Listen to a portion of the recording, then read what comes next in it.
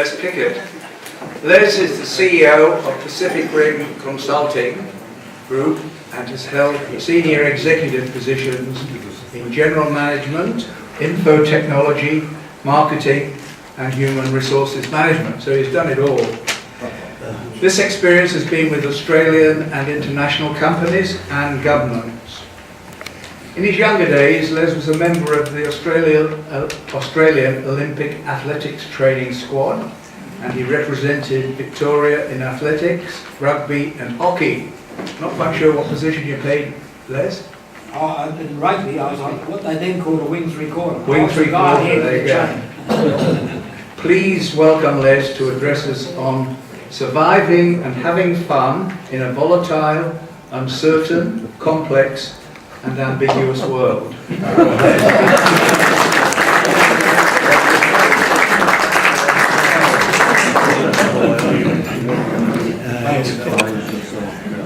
I was asked to talk a bit about some of the things I've done, plus some of the things that are happening.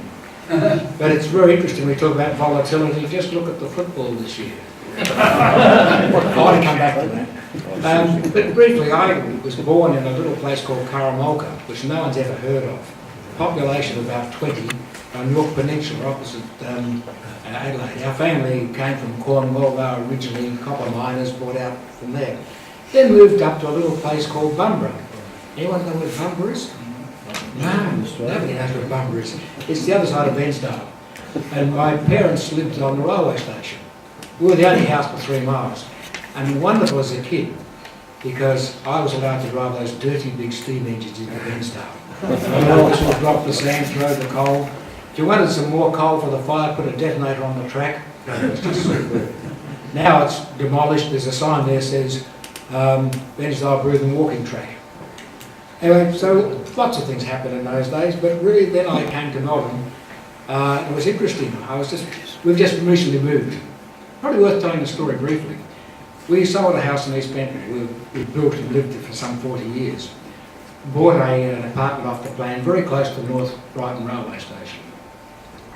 And then as it happens, development extended, and we looked at rent and said, this is ridiculous. And we then did some arithmetic. It is much cheaper to live in southern France, Spain and Croatia than it is to rent around this area. So we did for over 6 months. I highly recommend it. We had 8 weeks in Nice, 12 weeks in Split, which is magnificent and cheap. Off-season, long-term, you do great deals. So for what it's worth.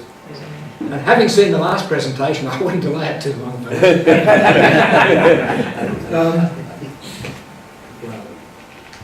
Well, when we moved into Essendon back in 1943, I came from Adelaide. And I found my certificate. And that day I had to get an actual permit to move interstate. Along with the coupons, food coupons, etc., etc. But I was allowed 7 days leeway to travel, and I can remember it because I was the only civilian on a troop train coming from Adelaide to Melbourne, because I got spelled stupid. These guys had just come back from New Guinea, and I was looking at a bit of civilization. Speaking of civilization, I thought it was probably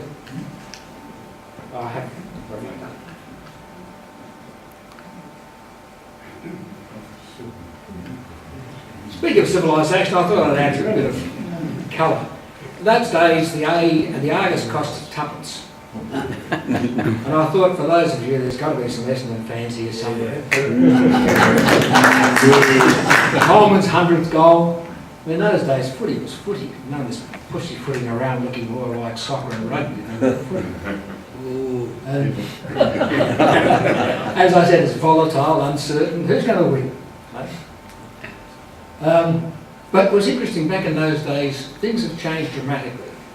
Most of you remember, as kids, we were allowed to go on the footy ground at half time and kick up some rolled up paper with rubber bands around. And you knew the footballers. Most of these guys lived around where I lived. They'd come from the Essendon District Football League. And you knew them. And changing clubs for money, unheard of. And you got 10 quid a week. Another 10 in your boot if you kicked a goal. So, you know, we've changed a lot since then. And Harry Beitzel, who recently left us, my first job was with Shell.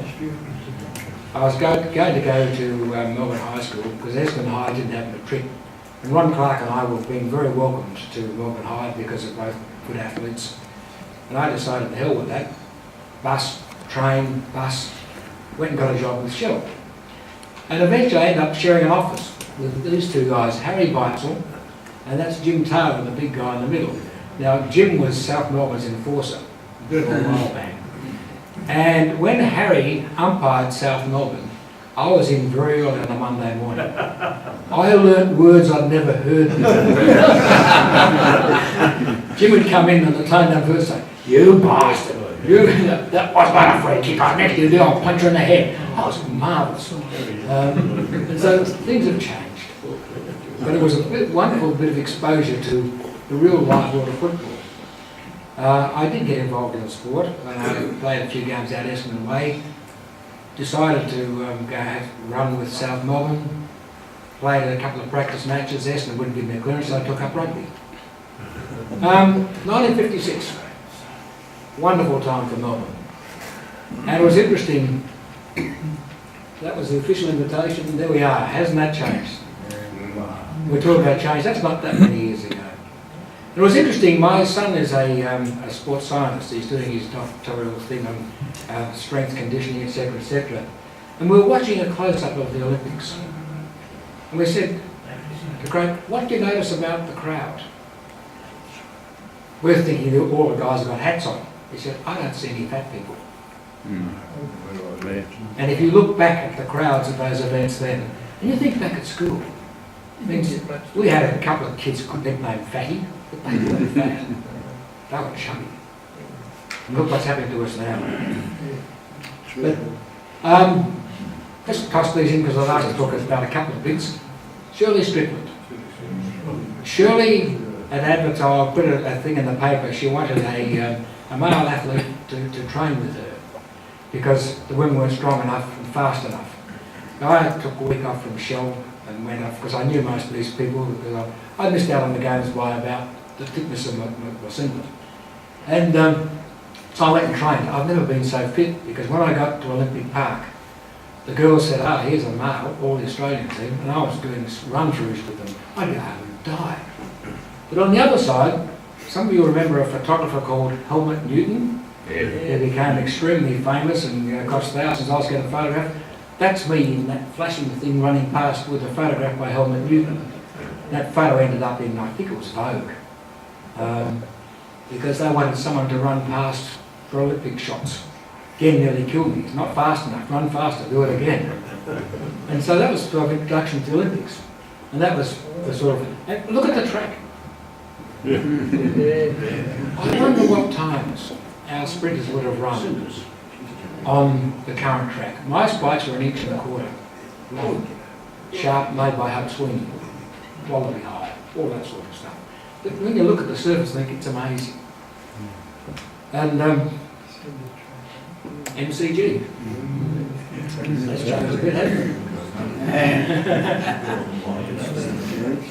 Yeah.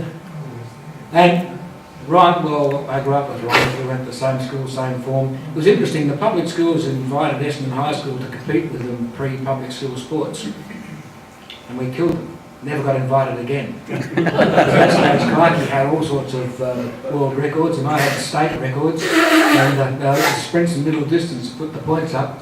So that was one highlight for Essendon High School. And my good mate, Heck Hogan. Heck and I used to meet regularly. He worked at Noise, I worked at Shell, there was a cup of tea shop in the middle.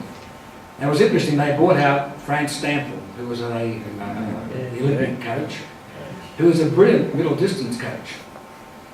But after about 3 events, Heck and I decided enough of this, our times had dropped, everything was exactly the same as middle distance, so we gave it away. But Heck was a really nice guy. A little story. Pre-Olympics, they brought out 3 world record holders from Hungary, Haris Tabor and Rosavoldi. And there's this big Olympic meet, 20,000 people at the old Olympic Park, all lined up for the invitation 100. All of a sudden there's no Heck. In his hurry and excitement to get there, and he was one of those that really he held the world record, it was pretty good. 9.3 for 100 yards is not too bad. he had no shorts on. Now today he would have run his jockstrap. Now, while all this is happening, things have been happening around us. We've changed. And I'm sure some of you can still recognise some of these places. I worked in Collingwood for a while with Jean Raymond, and we had a lot of these places tucked away in little backyard workplaces. But now we're getting into the high-tech stuff. And it's quite interesting what's happening around us. And it is having an impact dramatically. One of the things that comes up is quite interesting. I've pulled out just of the Fin Review today. We're talking about the change that's taken place. That's the NASA, in the bottom right-hand corner. And there was a time when you got a newspaper, you could tell the difference between news reporting and opinion. Today we're getting opinion and very good news reporting. And it's a lot of rubbish. Oh my God, it's fake news. Most of it. But it's interesting, just in today's Financial Review, we're talking about technological change, the impact that artificial intelligence is going to make on the workforce. This is a paper to be presented either today or tomorrow at the Innovation Summit in Australia. And this is from one of the speakers, that 35 million Australian jobs will be affected by automation and change, including 250,000 drivers. You turn the page and you find another report, someone talking about the significance of the vet TAFE education. And they quote that of the OECD countries, only 9% of jobs are automatable. So here you've got this complete contradiction. What do you believe? And if you're running a business, how can you go? We get all this stuff about Amazon's going to transform retailing. The reject shop not worried about Amazon, headline.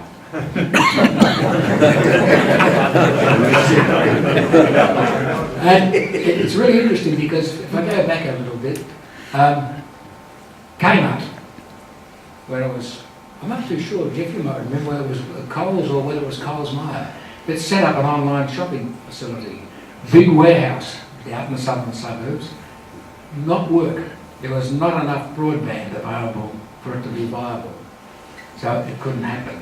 So we're getting all these messages, and if you're running a business, what do you believe?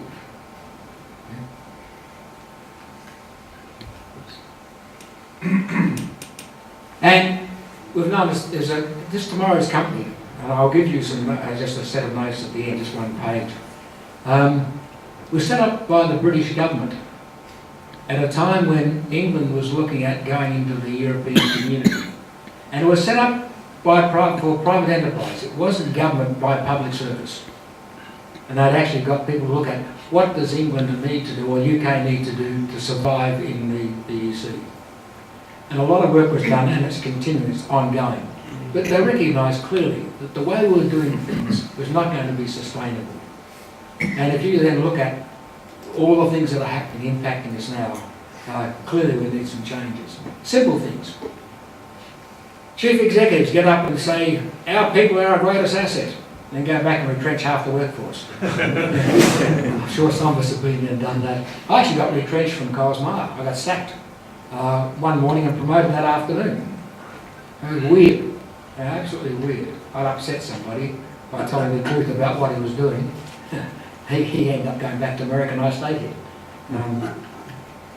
Okay, now we've got this change in complexity. Look, I'm not going to go through the detail. We know it's happening. Our politicians, I think, are suffering from a form of temporary deafness. It's lasted about 50 years. It is volatile. This VUCA definition came from the US military. It was actually developed with their work in Afghanistan. Yes, volatile situation.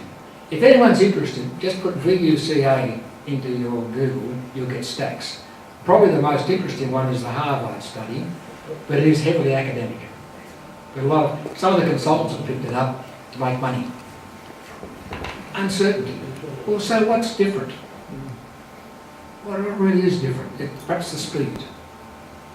There's always been uncertainty. If you were running a business, and many of you would have, you didn't know what was around the corner. As I mentioned, Amazon, what impact will it have? Yeah. We get this stuff now. I noticed in the paper that China has outlawed Bitcoin. Last week it was the best thing you could possibly do. Complex. One of the challenges, and I think underlying all of this, is the effectiveness of leadership. And the ability to look at and cut through all the crap in complex situations is not a very common ability. And we need a lot more of it. And ambiguity, they're related. If you look at just the energy situation, we stupidly take away coal when we haven't got a substitute yet. No matter what you think of the long term. But what's right, what's wrong? For every scientist who says A, another one says B. And if you were running an organisation and were looking at investing hundreds of millions of dollars, how can you do that? Because it's complex, it's different, it's and the technology. You might remember the sitting group a couple of years back. This started in America. This was one day. And you'll see American companies. 24 hours later, Japan up the top left, Europe and Sydney. The speed of communication, for good and for bad. Tweeters from the White House. If that wasn't so serious, it'd be very funny. And then terrorism. The one that I think probably struck home after the September 11 was the one in Nice. And this is what they've done. That's a permanent memorial just around the corner. So we've got terrorism, and when you think about the economic impact that's having on just even the city of Melbourne, bollards, completely useless. I mean, what's going to stop me walking through with a knapsack on my back and blow the place up? But the economic impact, a fence around Parliament House, I mean, just the costs. When we were in Paris and in Nice, there were armed military in groups of 4 and 6, 24 hours a day walking up. Our hotel was just around the corner here, and you'd see them walking up and down the whole time. The costs, apart from all the human factors in them. And of course, we talked about, touched on this before, we underestimate the ability of people. Let me tell you a story of an Australian manufacturing company. This company was competing internationally. Main market was Australia, but it had its manufacturing plants overseas. They brought in some of our top consulting groups, paid an absolute fortune for them. Nothing was happening. I was dragged in to fix up their industrial relations stuff. My compatriots in crime were the John Halfpennies, the Simon Green, the Bill Landys, Stillman the Packers, and all those sort of people. So the first thing to do was kick out all the consultants. We had 42 nationalities and 24 active unions in the western suburbs on one site, which was quite interesting. I spent my first week walking around the factory trying to talk to these guys and find out what was going on. Without going through the process, those guys knew exactly what to do, how to fix it. They turned the company around and increased its profitability dramatically. And when we sort of asked, why didn't you suggest this, nobody ever bothered to ask us. So I started digging. The executive team worked in office buildings this side of the road. You had something like 30 acres under roofing that side of the road. No one ever went across there. They'd bring these people across to me. They never talked to guys on the floor. We found one guy who was looking really grubby. He had a master's in commerce, but no English, on a manual labour job. And they knew exactly what to do. And we undervalue our people. We don't listen to them, we don't talk to them, we believe the rubbish. Interesting, another article in the Fin Review today about how boards can cope with the sort of change you need. Because we put so much focus on short-term results. The financial media say, shares are down. Of course shares are down. They go up and down, they go sideways, they go all over the place. Half-year results, not continuing the upward trend. And so often we make short-term decisions that really cost a huge amount in the long term. And the article by Ramcharan from Harvard was to say, boards should not get cold feet. They need to take on the investors, they need to take on the other members and really have a long-term strategy. And I'll come back to that in a moment. And this is the other one. Overmanaged, underled. I think that's Australia at the moment. Yeah. When you look at true visionary leadership at both state and Commonwealth, and when you start looking at municipal councils, holy cow. So this is a real problem, and sometimes we confuse the two. And I've seen so many senior appointments being made in both private and public sector where the way to maintain that status is intimidation and fear. You know, I'm the boss, I'm the dictator, you're not going to touch me, if you do your career's gone. And instead of listening, and if you look at the successful companies, that's there. There is a reluctance amongst many of our leaders to develop successors. And there's some justification of that because some companies will take someone and take to a point, kick them out, put their buddies in. And these things do happen. And here are the sort of the challenges. There's stacks of surveys. There must be millions of books and articles on leadership. If you go back 50 years, we haven't learned much. Consultants have made a lot of money. The academics have run lots of courses. Net result is not really good. And so we've got communication, leadership and change. If you can master those, the rest is easy. My American partner has done a lot of work on what they call the good company. They started off looking at investing in people. She was a tenured professor at one of the top universities in economics in America. Decided to start looking at investing in people. And over a period of time, they tracked what the good companies were doing and compare with the not so good companies. And here's sort of common sense, isn't it? Yet we don't do it very well. And what we found out, that those companies who invested in developing their people and growing them outperformed those who didn't.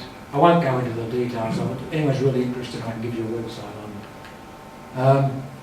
And this is looking at the share portfolio.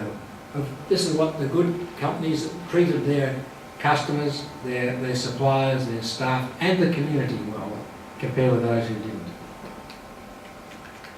And this is what we need, highly skilled people who are effectively led. And if you look at the data and your own experiences, I guess the average Australian worker is operating at less than 60% of capability. And if you really looked at the skills and knowledge that's not being used, it's been an interesting experiment to take the knowledge and skills that are in this room, said, okay guys, we've got 50 million bucks, let's do something productive with it. I reckon we'd come up with something fantastic. Okay. You write the check. You'll be the leader. But if you look at the skills are underutilised, and you look at the HR records, it says what they've done, where they work, not what they did, what they knew. When computers were first introduced, I can remember the first computer system that I struck was Colonial. It was a room almost this big, had in the thing carbon monoxide vents, that if the siren went off, you had 30 seconds to get out before it dumped. If you didn't get out, you're dead, because I was worried about destruction. Now, the little mobile phone's got more power than all those. But we decided, all the computer companies were running these aptitude tests. You know, you had to pay a fortune for every one. We thought, well, the hell with that. Let's find out what people's hobbies were. We found one guy who made crystal sense. Turned out to be a brilliant program. We just looked at their other activities. Now, our records in organisations don't tell us these things. And whether you've got a TAFE, a year 12, or a master's degree, if you can't use it, what the hell? And it's what you can do, the knowledge and skills. We don't dish those out very well. And really, the difference between successful organisations and non-successful are the capabilities of their people and how well they're being led. And we've got, this out of tomorrow's companies, the sort of the three big issues here. We've got the global economy. We can't ignore that. It's there, it impacts us. Years ago, it didn't matter. I mean, years ago, we got the news a week later. Now it's instant. You notice how quickly you can get something. We have what's happening in the environment and the arguments that go on. If you were running a major energy company and you're overseas looking to invest in Australia, there's absolutely no way you'd put billions of dollars in at the moment with all the uncertainty. And then the social and political system. I'm still looking for the system. I mentioned before about investing in people. That top line is an index based on the New York Stock Exchange about the earnings and profits of those companies that invest in their people compared with the top traders. I won't dwell on them. Okay, so what are we looking at? Now, this I have on a piece of paper for you, just the short definition of each of these. A clear vision, knowing where they're going. One of the big problems with companies, and even, I'll come to separate, the larger companies, you have all this wonderful strategic planning stuff that gets into the top drawer of the senior executive team, and people in middle management who have got to make it happen have no idea where they're going. So how the hell can they do it? So a clarity of vision. If you look at our political scene, which direction? When? Which day? And there's just no clarity. So success comes from really having a clear vision and sticking with it, but being prepared to make change where it was necessary. Strong personal values. If you're going to build trust, you need to have values. Things I find missing these days are sort of respect and good manners. And trust is not... I find it intriguing, the amount of leakage that goes on in organisations. Some of you might say is justified in the public interest, but, you know, people used to sign a document that says, I will not disclose. And a few weeks later, here's this whole pile of stuff comes out. Courage. It is very difficult to stand your ground when everyone else is saying that's not the way to go. If you look at Qantas, a couple of years ago, the hounds were out for the blood of the chief executive. And how dare he? Look at the share price now. Look at his salary now. Empathy, understanding. And that's not always easy. But to put yourself in other people's shoes. Now, all this is common sense. We know it. The trouble is we don't do it. Accessibility.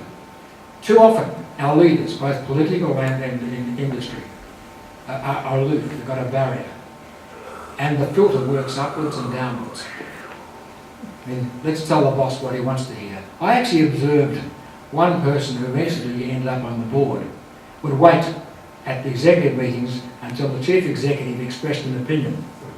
We used to run a book on it.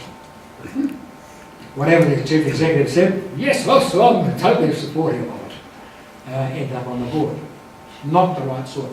Let me just tell another true story. I worked for Mine Melbourne. I was brought in there, this is many years ago. And Myer had got themselves into a very sticky industrial situation. And I won't go through the details because some of the people are still alive. But I got into a negotiation with a group of unions, and an opportunity cropped up to come up with a solution that protected the union, our employees, the members, didn't make the union organisers look stupid, and saved the company millions of dollars. I rang in from an outside to my then vice director, who started to abuse me for not referring to him. And I said, in the middle of a negotiation, you can't stop and say, that's it, I lost it. I got in the car, raced in, stormed past his secretary, tried to stick his job, his company, right up his clacker, I'm going home. And I thought, oh, this is not good. Mortgage, kids, school fees. I had a department of over 100 people, so I better go back and say goodbye to them. So I went in the next morning, because this place was run as a very hierarchical, everyone still called Mr. at the top end, all that sort of stuff. Went back in, went to my office, and there's the furniture guys were in cleaning it up, and I said, yeah, I expected this. They said, no. You're moving right next door to the managing director. He said to us, no one has ever spoken to me like that before. Time to keep it up. So you just never know. And the trouble is, some of our senior managers can't take constructive criticism. And that's what they really need to hear. Consultants are brought in to reinforce. I've knocked back some of the consulting jobs where I was going to be the bunny they can blame for their own mistakes. To say, he caused it all to happen. But accessibility, knowing what's going on, getting it directly from people, listening to them, talking to them. Skills of negotiation. I'll touch very briefly on Asia. Australians are best placed than most countries to deal with the Asians, but we don't do our homework very well. Relationships, trust. One of the big ones I found was really management stupidity, employer organisation stupidity, and union vulnerability. A lack of trust between the union organisers and the organisations. And just to be able to build those relationships to be able to... We used to go regularly into the Arbitration Commission. John Halfpenny and I fought quite vigorously on many things. We found we had about 50% in common. In fact, he and I introduced one of the very first pension schemes to factory workers in Australia as a deal way, way back. But you'd go in and you'd fight like hell in the public, but you'd know there was a trust behind it that you would end up settling with everyone. Teamwork. Now, this is a good one. Again, thousands of books, lots of literature, how-tos. And if you look at workplace, you look at productivity, you look at the lack of trust and relationship, and you look at the boundaries that are put up, particularly in the public sector, think, what the hell has happened to teamwork?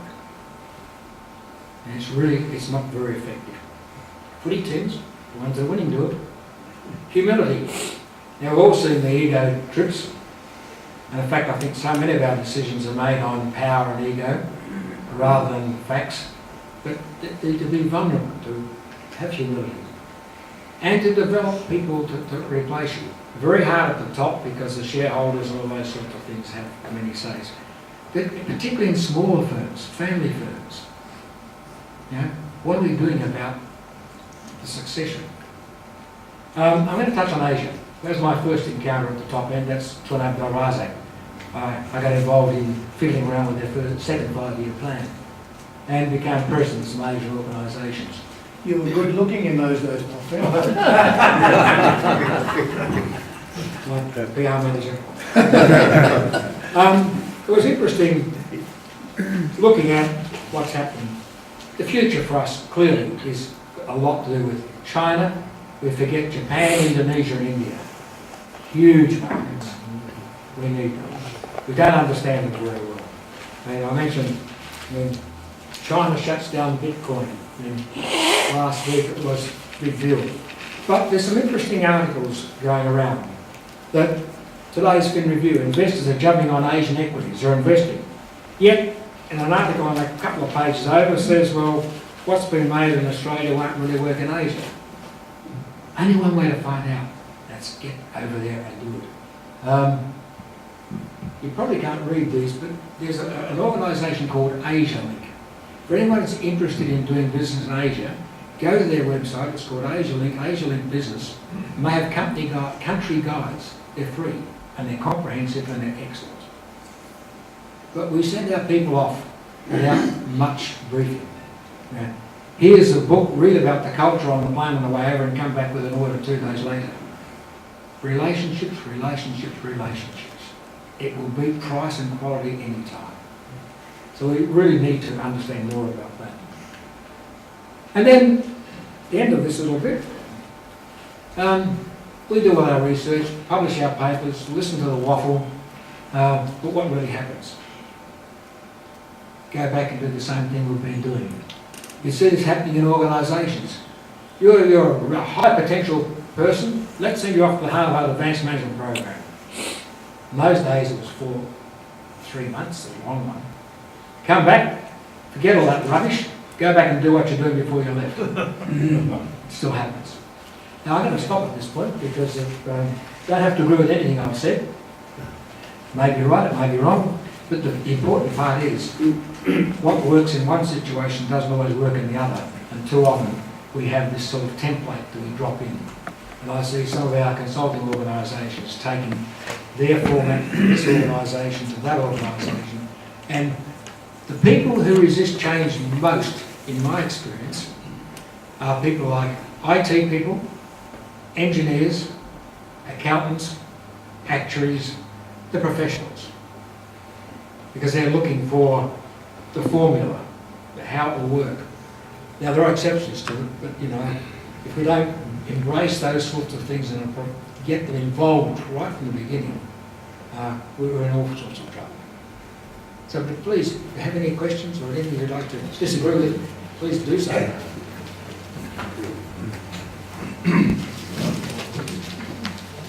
Thank you, Les, for a very stimulating and interesting talk. Your questions, gentlemen? Les, my name is Lloyd Jenkins. Such is the avalanche of information that surrounds us these days, it's becoming more and more difficult to identify who to believe, what to believe. Can you see any sort of a solution to this problem of what can we believe these days? You touched on it twice. You said, I think, scientist A says this, scientist B says that. I think you also said that the media these days is full of opinion rather than information. Can you say something about this matter? Yeah, look, this is a really curly one. Because whatever argument you can dish up, I can find an alternative one with similar authorities. And I think the only way that I can suggest to make this work in a realistic environment is to sit down and be clear. What is it I really want to do? What are we trying to achieve here? How do we get there? And what are the impediments and what are our strengths? I mean, it's that simple old SWOT stuff. And we tend to throw out the simple things and go for the ultra complex. There's absolutely no way anyone can absorb all the information that's floating around. And you're going to spend, I mean, I work with a professional researcher, my American colleague. She is an academic purist. And I can get to a point and say, it's about, you know, we've done enough research to say that's about 90% likely to succeed. No, we've got to do more, we've got to do more. So you can spend a huge amount of time researching, and I guess there comes a time to say, Stop. that's what we want to do. That's how we're going to get there. Then you've got to look at, do we have the knowledge, the capabilities, the skills, and I guess the finance to make it happen. And I think then you've really got to cut out all the externals, otherwise you'll slowly go mad. You can't ignore, for example, anyone in retail that ignores Amazon is pretty stupid. But why be put off by them? What's to say that there's so many Australians who would love to get service, and I mean service, not what you're getting in most places today, to walk in and have someone say, good morning, sir. How can I help you? Yes, I've got someone who has this expertise. A bit like going into parts of Bunnings where you get someone who tends to know what they're talking about. It's rather good. If you're a handyman like me, only guy in history of Western High School that failed second year woodwork. But I think you've just really got to focus on what is it you're trying to do, and read by all means, look and listen, but it's almost impossible for the ordinary person to distinguish fact from fiction. And I think that's where instinct, I'm still a great believer in gut instinct. 9 times out of 10 it's right, if you've done enough homework. Duncan. There's a push at the moment, it seems, to use quotas to put women on boards. Do you see any merit in that? Not one iota. You're safe. I actually got into trouble. I nearly got kicked out of South Africa. I was doing some work for British University, and I met the people of the Black Executive Movement. This was a stage where South Africa beat Australia in the Rugby World Cup, and I was a sole supporter of Australia. But you think about it. I'm a woman. I've just had a transgender operation, so all of a sudden I've become a woman. I get promoted. Why? Because I happen to be female? Or because I happen to be a black female? Or a yellow female? What about being promoted on my ability because I've done it? And we've got some great models. But there's some of our top females. The lady that runs Carnival, female. Elizabeth Prowse, female. I know their background. They did it because they were damn good at what they did. And I do think, though, there is a reluctance. Sometimes we're their own worst enemy. My direct reports at Coles Myer, I had 5. They were all females. And they're all damn good. And they were there because they were really good at what they did. The finance planning manager came from an M&A organisation in America, a Stanford graduate. You know, but I think there needs to be a bit of a change of attitude. But I'm a great believer in skills and competencies for a position. And I really have a reluctance to use quotas. Measurements by all means, but quotas. Now, there's an argument against it. People say quotas work, but I don't like it.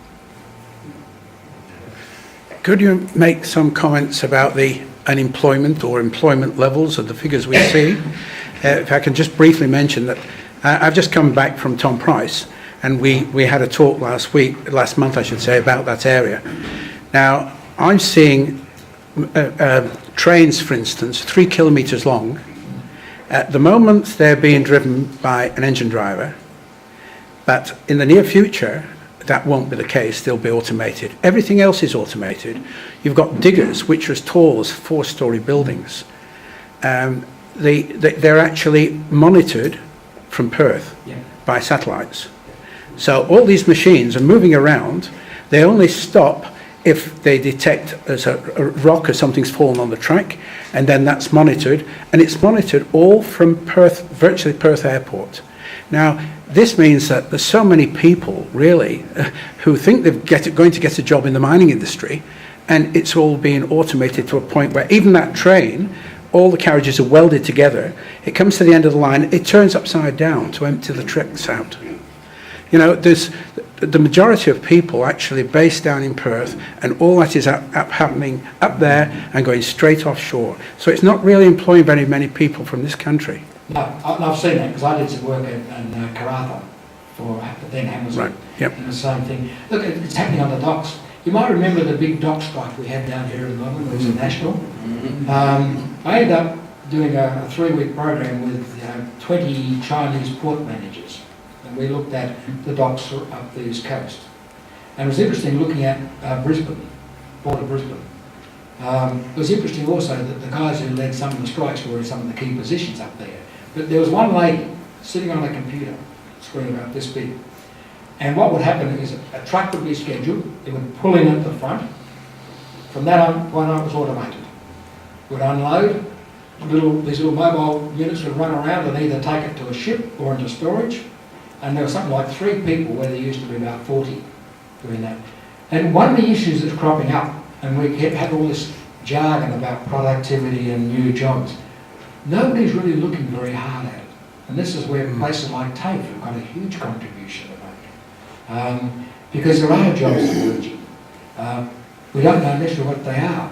But somehow, if you look at the number of people going through science and mathematics and engineering in Australia, it's a doom, really, if you look at it quite critically. We need to encourage that to happen. But we also need to do a lot more major investment. Infrastructure can help it. There's changes, dramatic changes going to happen. When we started, you probably thought that I had maybe 2 or 3 jobs in my working life. Now, if you have 3 years in a job, that's stability. And yet our governments of all ilks are pretty much closing their eyes because there's not immediate votes in it. And I think long term we're going to have some very serious problems. We're going to have shortages. And if you look at our global listing on productivity in those sort of areas, we're dropping down every year. We're dropping further and further now. And one of the other things I quoted TAFE, I'm a great advocate of what TAFE used to be. When it was first set up in Victoria, it was probably the world's best technical education system by a long way. It got caught up in politics, it got up in ego trips, it got up in empire building, and then it was closed down. Closing tech schools was one of the most stupid decisions we've ever made. Cutting apprenticeships was the same thing. And it was obvious. Now it's starting to happen again. We need to start investing in those sorts of things because we are producing, most of you remember corporate sectors used to be. There was a principal there drove me down one day and said, I have a problem. I'm going to get sacked over this, but he said, I refuse to put in students that I know when they've finished their course will be obsolete. I'm going to terminate half of my staff, they're obsolete, and I'm going to refuse to take students until they upgrade the equipment. They end up got terminated. But that's brought home the fact that we were putting people through for today's and yesterday's needs, not for tomorrow's needs. And that's another huge issue. But the government's, there's no votes in it for them, so they're not touching it at any level. Barry. Very interesting talk, but isn't the problem we've got overpopulation, because on one hand, in the Western world, we develop all this productivity through just eliminating labour. Right? In the other world, where the markets are, they've got stacks of labour, but they also use high productivity equipment because it comes from the West to get the cheaper products. But the population keeps growing, but the taxpayer is diminishing to support the people who are unemployed. Your comment? Look, we have a problem. If you look at the people who actually generate income, and governments don't, it's diminishing every year. In terms of population, there's a range of arguments. One, and there is substance in each, a growing population can mean economic growth because it means housing and consumerism, etc., etc. The other side of it is try driving around Melbourne.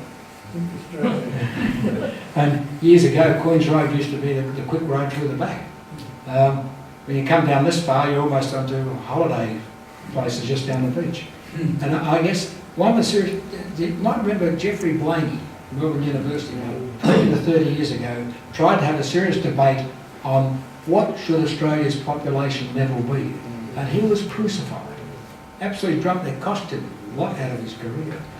We have yet to have a serious discussion, I mean a serious one, not headline grabbing one, about what sort of population should we have, how to get it out of the cities, out of the major cities into the provincial areas, and what sort of investment does that need to happen.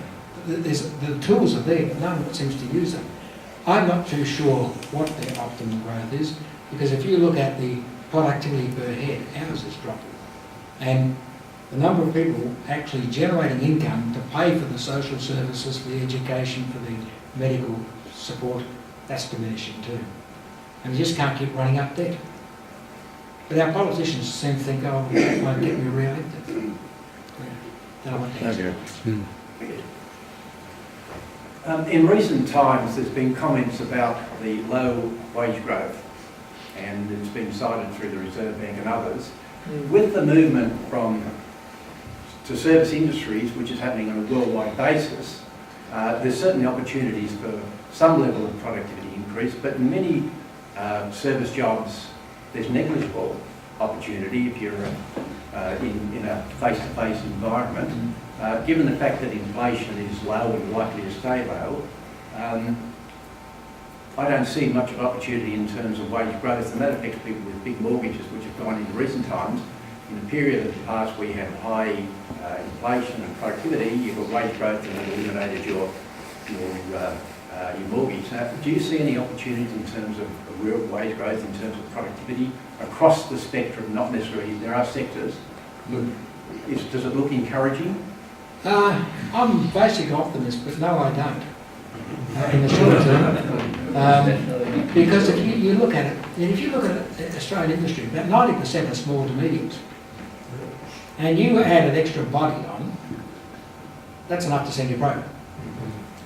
And restaurants, we've got a colleague who had a beachfront restaurant down there where the boats come in. He had trouble off-season.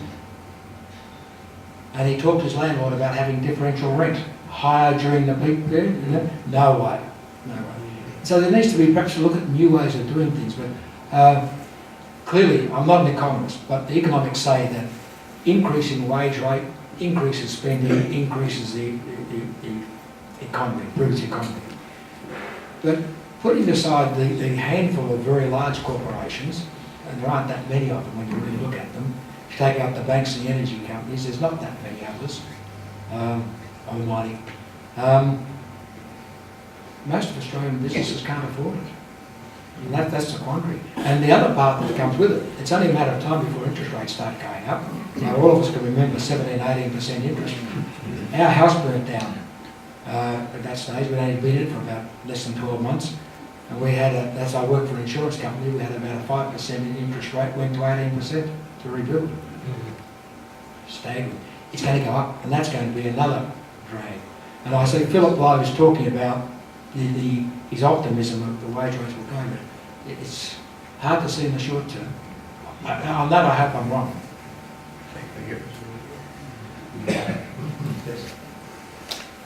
Jeff Couple says, you mentioned earlier about the superior performance of companies, the so-called good companies. Are there any publicly available markers? How do you identify those good companies from available records? And how hard is it to do it? In Australia, it's extremely hard. The studies have been done in America because you have a whole pile of publicly available information that we don't have. We looked at replicating it here in Australia and gave up. It was just too hard. You can pick up the odd one from report, but you need to be very careful. One of our major banks, which best remain nameless, had a chief executive who every year got up and said, my climate survey shows that attitude towards the organisation has proved dramatically, aren't I a good chief executive? His managers say, what are the crap? All that was done was a survey. The people were scared because it was online, they were going to be identified. They all said good things. They paid a fortune for an external consulting firm to do it, and nothing ever happened as a result of it. So it is very hard to actually get. You'll get the odd write-up in things like Voss and the Fin Review in Australia about companies who do good things. And you'll get the odd listing. But to get that hard data, and what we're able to do in America was actually match it to share price and profitability. So it is really hard data which goes back about 12 years. But we just couldn't get the access to the information here, sadly. So I guess we've just got to really again go by experience and grapevine. Last question, gentlemen. And the last one. Given the way Australia's governed at the moment, how do you see things in, say, about 10 years' time if we continue in the same system? And the reason I'm asking that is that about 4 or 5 years ago there was a quote came out of Europe where a politician was asked the question how they were going to fix the current economic problems that they had. And his answer was, we know exactly how to fix them. What we haven't worked out is how we get re-elected. That's right. What do you see? How do you see Australia going the next? Well, I think what we've got is very similar to that. Because if you look at the politician's life, first year you're elected, you're sort of recovering from the election. You've got about 18 months to do something useful. By that time we've had 27 meetings and nothing happened. And then you're getting back to be re-elected again. Some of you might remember a journalist called Robert Haupt. He used to work for the Age. He ended up going to Russia. I sat alongside him at a function once and we were chatting about how well do politicians represent their electorate. And he said, well, not very well, except at election time. That's right. And he said there is nothing dearer in the heart of a budding politician than the soft back seat of a ministerial limousine. And I think that's probably what's driving. I mean, I don't see anything from either of the parties that looks at, you think about what we should have been doing. I mean, go back 10 years, what we could have done. We talk about renewables. What's been done? Where everyone knew what was happening in Latrobe Valley. It was getting old. Who did anything? Nobody. And we look at our shipbuilding. We make crappy submarines. And instead of picking them up and making it work, we could be doing so many things. Our top researchers go off overseas because they can't get funding. We have some of the most brilliant scientific minds in the world coming out of this country, some of the best inventions coming out of this country. And they go overseas because they can't get funding. And I think there's just so much, but politically, I think it is so driven by re-election rather than what's good for the country. In most cases, not all. But anyone that sticks their nose up gets stumped by the party. I mean, there's an argument in my mind to get rid of the party system. What do you do during the war? You take the best politicians. Get rid of the party systems, get rid of all the fringe benefits, get rid of the idiot fringe both ends. Let's get on running the country. Far too simple. So anyone want to volunteer for dictator? It'll be a good one. We might have one or two.